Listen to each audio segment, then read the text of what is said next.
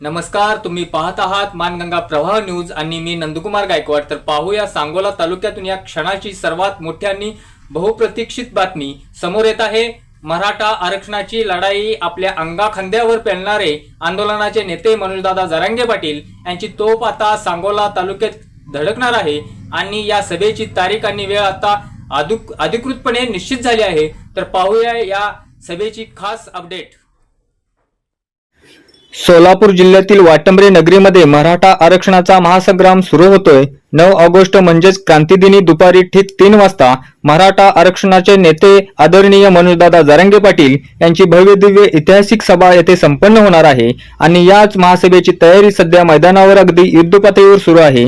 Shri Chhatrapati Shivaji high school व junior कॉलेजच्या या अथांग मैदानावर भव्य असे मुख्य व्यासपीठ उभारण्याचे काम अंतिम टप्प्यात आले आहे। सभेला येणाऱ्या लाखो बांधवांना पिण्याचे पाणी आणि मैदानाबाहेर वाहनांच्या पार्किंगची शेकडो स्वयंसेवक आणि कार्यकर्ते रात्रंदिवस एक करून मैदानाची स्वच्छता आणि नियोजन करत आहेत।